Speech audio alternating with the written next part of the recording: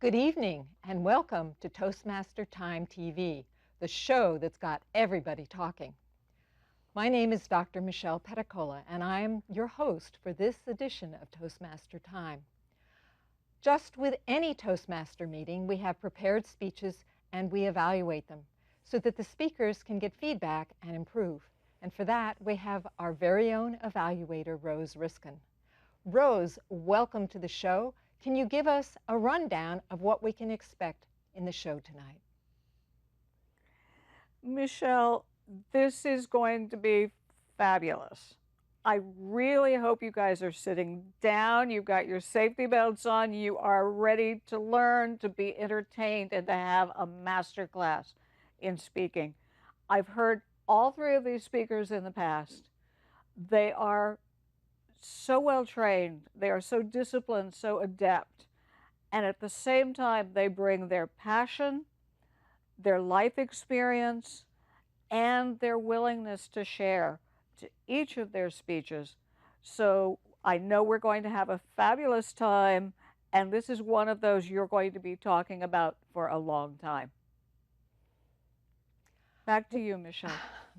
Well, wow, it sounds like it's going to be a really, really good show. Well, thank you, Rose. We'll be talking to you in a little while. In the meantime, I would like to introduce our first speaker, Seema Giri. Seema, welcome to the show. Thank you, Michelle. I'm so excited to be here. Seema, can you tell the audience what club you come from? Of course, I'm from Heart to Heart in Oakland. Heart to Heart. I've heard a lot about that club. It's a specialty club. Can you tell us what's special about it? You know, Michelle, what's really special is that we get to learn how to make heartfelt, persuasive speeches. Oh, okay. And what does that entail? Well, it's about, you know, most of the people that are there are entrepreneurs. And entrepreneurs really need to make heartfelt speeches that can get people into getting into action. And really achieving their life goals. So that's what we are taught over there, how to make offers, how to really connect with the audience and get them to get into action. So what made you join Heart to Heart? Well, I saw wonderful people, wonderful speakers like you. Yes, we're both from the same club. And I thought, you know, that's a great place to learn and grow because there's a lot of experienced speakers there that can really find very unique distinctions in your style, match your style, and help you grow. Wow.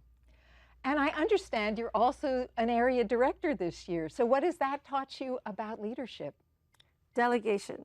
Delegation. It's so much easier to get some things done by yourself, but then that defeats being a leader. So I have 5 wonderful presidents and they're wonderful leaders themselves and really helping the community grow, the members grow, and make leaders. Well, that sounds really, really powerful.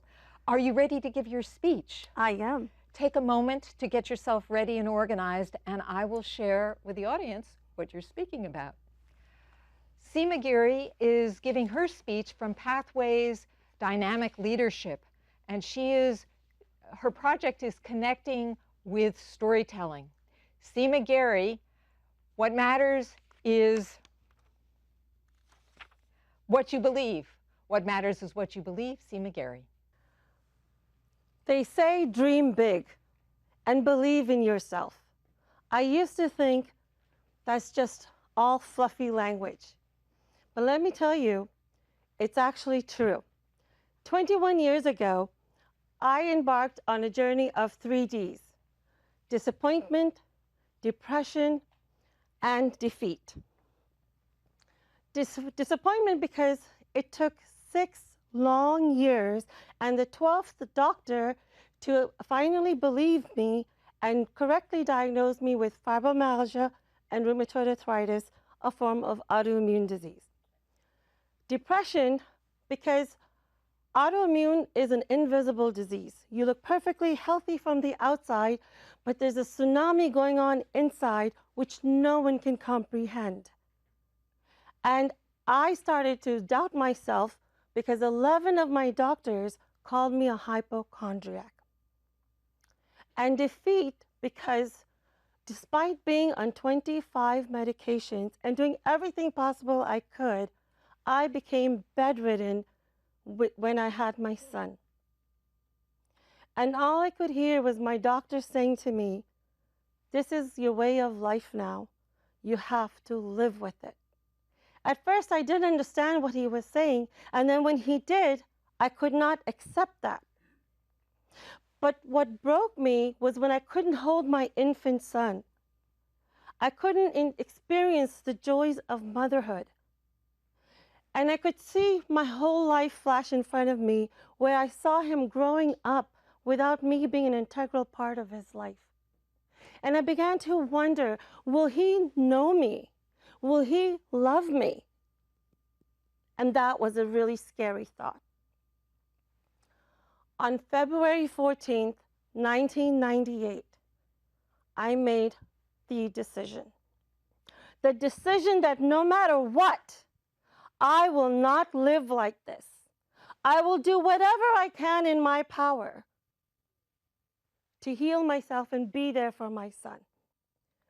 And that's when I started becoming courageously unstoppable. I had no idea what to do, how to do it, and I was so scared. But I took action anyway. Have you ever had a time when life brought you down to your knees and you had to make a decision that would forever change your life? This was my wake-up call. Universe has a way of knocking you upside the head until you start paying attention. And this was mine, and boy, was I paying attention now. I realized that I was playing small. I was not living to my potential. I was hiding behind excuses like Indian culture, strict parents, being a girl, and not having choices. What are you hiding behind? And in what areas are you playing small? When the student is ready, the teacher appears. I had my angel come through, a dear friend, Veena Singla. She taught me that self-care is not selfish, clean eating, and trusting your instinct. I talked to so many people that were going through health challenges as well. And you know what I discovered? You don't have to go for the newest fad and newest technology. Just go back to the basics, which I call meds. Mindset, get rid of negative thoughts and other people's beliefs and opinion. Exercise. Even 5 minutes a day can make a huge difference. Diet. Make sure it's the rainbow color, no processed food, and no sugary stuff. Sleep. Make sure that you know what your optimal amount of hours is and get a good night's sleep. And spirituality. Adding in meditation, just focus on your breath, even 1 to 5 minutes a day. Today, if I was to be interviewed, they would probably open up saying that I'm a women's high performance expert, an international speaker, and an award-winning author. I have co-authored with Dr. John Gray, New York Times bestselling author, and I've helped so many women break free from their limiting beliefs, stand in their power so that they can be unstoppable in their business and life. I would like to ask you, Isn't it time for you to step out of your fear and to step in to letting your brilliance shine?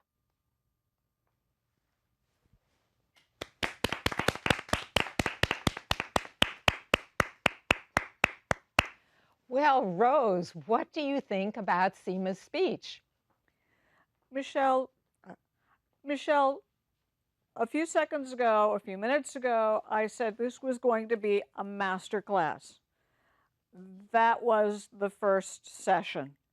Seema did a beautiful job of using hand gestures, vocal variety, positioning, body movement to get her message across. She also conveyed her passion, not just for reclaiming her life, but for being able to give and receive love. And all of that was in the speech. It was beautifully presented. And I can't think of any stretch goals to give her other than please give us more. Thank you. Thank you for your comments, Rose. I look forward to talking to you further on in the show.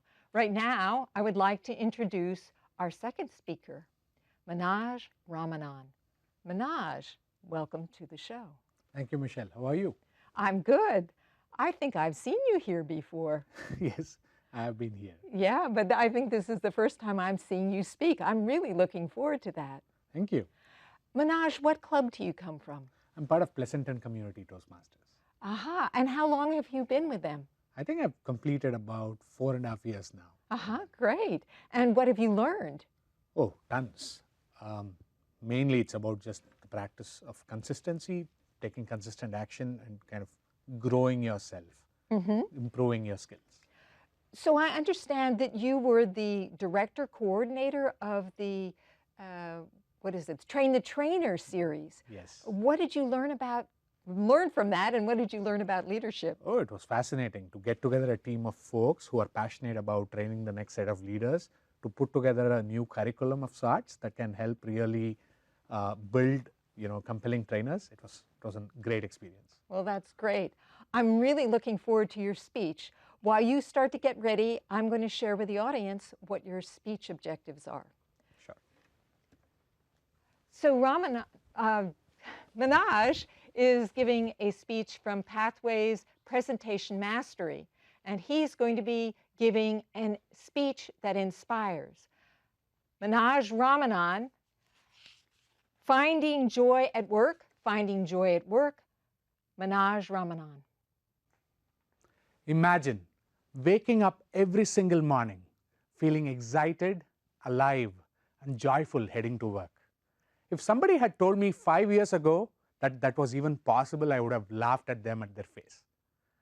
5 years ago, I was in a dark space with respect to my career. I was dejected, and when I made a list of all the things that I had accomplished at work, I couldn't find any. And so over the past 5 years, I have set out a goal to try and figure out what will give meaning and joy in my career. And along the way, I had conversations with hundreds of people to try and figure out a process that can help people find meaning and joy in their work. Today, I'm excited to share with you a process that can help you find joy in your work. I want to share a few stories. The first piece of the puzzle is values. Values is what we care about most, and it often shows up when we are having a peak experience at work. I remember talking to a colleague of mine who was in business development, and we used to be crib partners. He used to come up and say, I had so much joy, I had so much fun in my earlier part of my career, and I no longer have that today. And over our conversations, he figured out that what he was really missing were values of creativity and problem solving. Once he knew that, he transitioned to a role of a product manager where he could live those values, and once he did that, he rediscovered joy at work. The second part of the puzzle is strengths. When I look back at somebody who's expressed his strength all throughout his career, it's my dad. My dad was my role model. Growing up, I remember him waking up at 4 a.m., going to catch an early morning flight, and always having a smile on his face. It was because his strength was really in the space of deal making, connecting with people, negotiations, and he had just honed that strength all throughout his career. Even when he was 60, he still went to work with a smile on his face. The third piece of the puzzle is passion. Passion, in a sense, is an antithesis to just strengths, because passion will help you really expand your skills beyond what you thought you are capable of. For me, the person I was most inspired by was my younger brother. As a fresh business graduate with hardly any experience, he dived into his passion, which was around coffee business. He started a business, and over the next few years, he did things that I could not imagine myself or anybody else doing. He managed people 20 years senior to him. He negotiated with people. He did a whole range of things that really expanded, and it was because he came from a space of passion. The fourth piece is purpose. When I look back at all the people I had the opportunity to interact with, the person who inspired me the most was my mentor. He mentored me through a process to get into a business school in India. And to me, he was not just a teacher. He was someone who saw something in me before I could spot it in myself. For him, his job was not just a job, because it was so meaningful, it was purposeful. For him, his purpose was to inspire people to believe in themselves. And so when I look back at my career, I realized that there were moments where I was living my values. There were moments where I was expressing my strengths. There were definitely moments where I was pursuing my passion. But when I looked at it through these lenses and I took a step back, I realized that coaching and training was the path that merged all of these different things. Over the past few years, I stepped into this model of living my values more, of service, of connection, expressing my strengths, really pursuing my passion, and living my purpose. For me, purpose is something that you don't go after. It finds you when you align yourself with who you are and what you have come here to do. As you step into 2020, you're going to be making your goals. You're going to be setting career goals as well. What I want for all of you is also to really focus on what will give you joy at work. Every single one of us deserves to express joy and find meaning at work. When you can really focus on identifying your values, your strengths, your passions, and identify that purpose that is unique to you, you will lead a life of joy. I want to leave you with this quote from Wayne Dyer. He said, "There is no path to happiness. Happiness is the path." Thank you.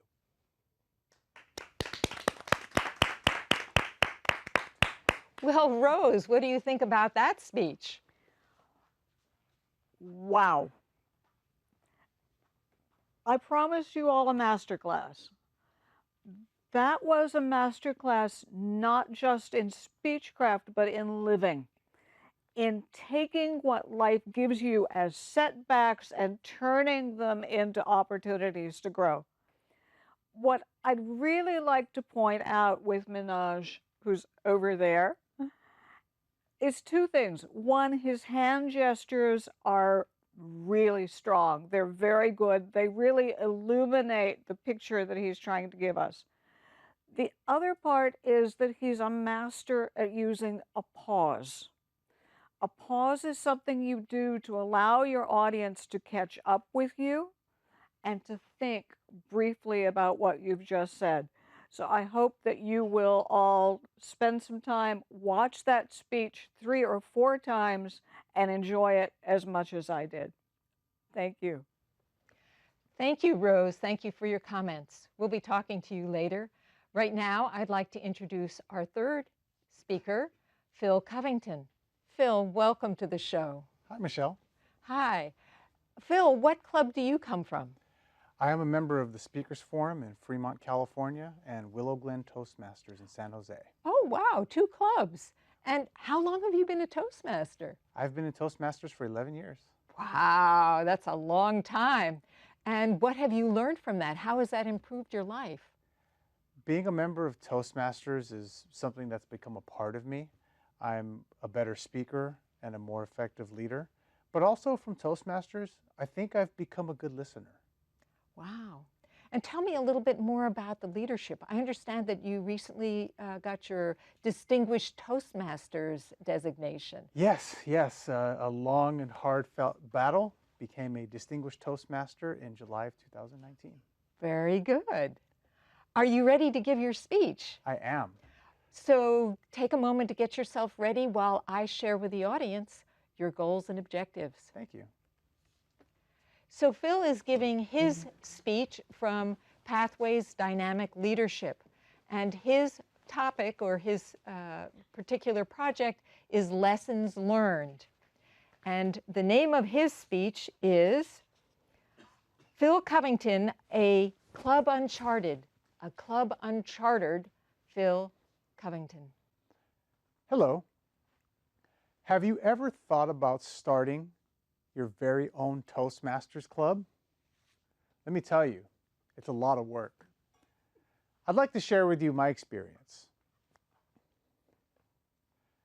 I got the motivation to charter a club because I realized that I had been in the legacy Toastmasters education program for a very long time and had not yet accomplished my goal of becoming a distinguished Toastmaster. And then Toastmasters International said, we're transitioning to this thing called Pathways, and you need to finish the education here or you need to start over. Didn't want to throw away all of those years of work, so I decided to get busy. I became an area director. I found a high-performance leadership project, but I had not yet found a club to charter. I took this problem to the district, and they explained to me that there was a group in Fremont, California, looking to charter a club that was just getting started and could use my expertise. So I joined in and became a member of this community. Now, they had an advantage where they had a youth leadership program already in this community center. And I was able to start getting involved with the youth leadership program. But it wasn't just that. Sometimes I would go in and just say hello. I became more than just the Toastmasters guy. I became a friend. We planted trees. We fed the homeless. We helped people when they needed help. But the club still hadn't chartered. So I went back to the district and said, is there anything else that I can do? And they said, just be patient, keep working at it, and you'll get there. Continuing to be an authentic member of this community, I was able to create larger alliances, and I found another person who was a member of that community, also a member of Toastmasters, also right there trying to get their DTM and looking for a project. So we joined forces and we crossed this finish line together. I told her, I said, if you'll help me get this club chartered, I can help you become the mentor so you can also become eligible for a Distinguished Toastmaster.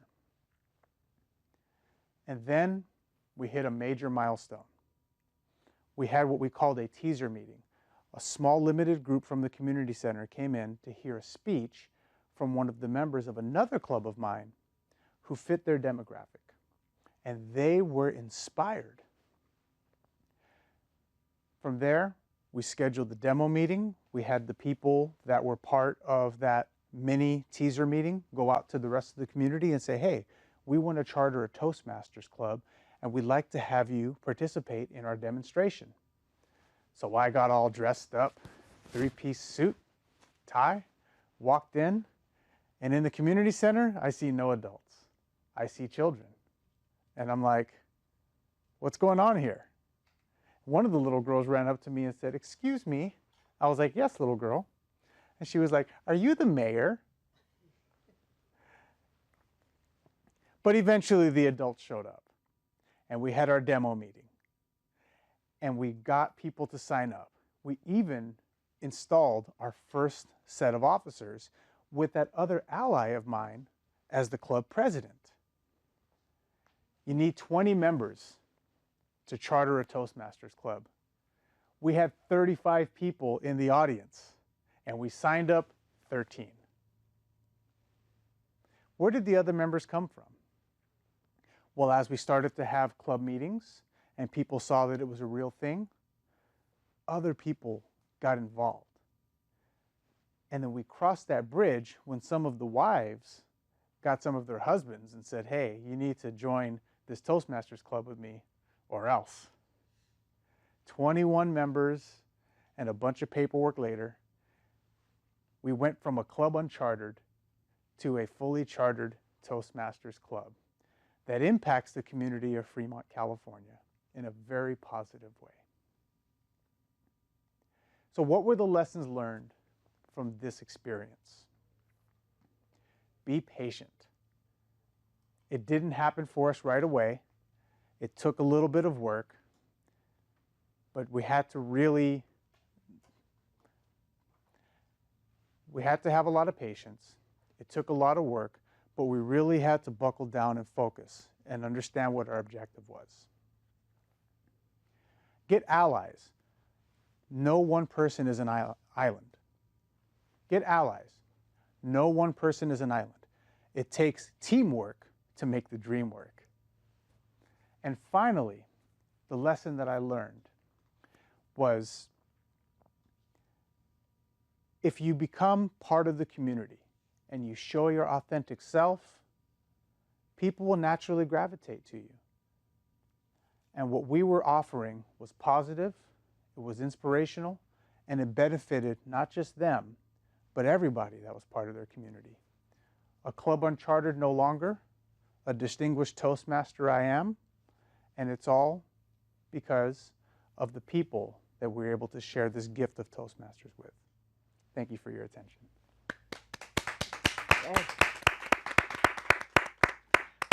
Well, Rose, I've been really enjoying your evaluations. What did you think of this speech? I loved it, which was going to be a given. Phil is a fabulous speaker.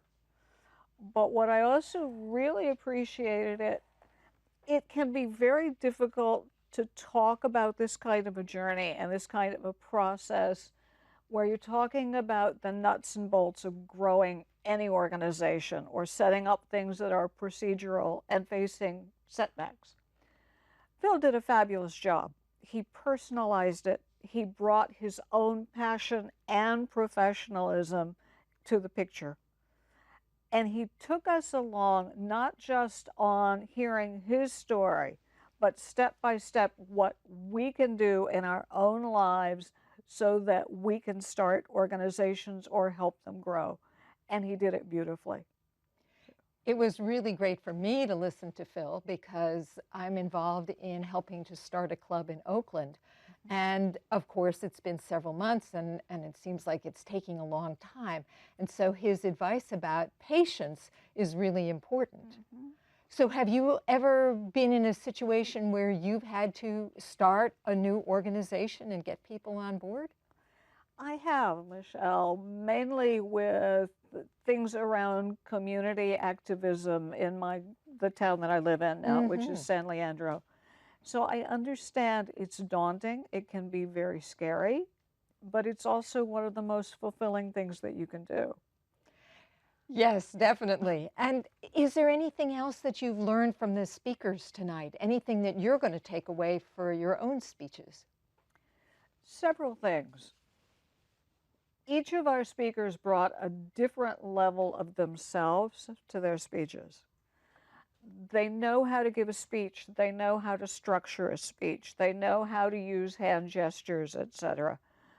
But what Well, thank you. Actually, we're out of time now. Okay. So I want to say thank you for joining us tonight on Toastmaster Time. We tape our show in the San Francisco area. And if you are interested in knowing more about it, go to our website, toastmastertime.com. We are sponsored by Toastmasters District 57. And if you would like to have more local information, go to d57tm.org. And if you want more general information about Toastmasters, or you want to find out about a club near you, then go to Toastmasters International at toastmasters.org. So I would like to thank our crew and our volunteers who help make this show possible, and of course our speakers, Seema Giri, Manoj Ramanan, and Phil Covington, and of course our evaluator, Rose Riskin. And for us at Toastmasters Time, I'm Dr. Michelle Petacola. We invite you to join Toastmasters and keep talking.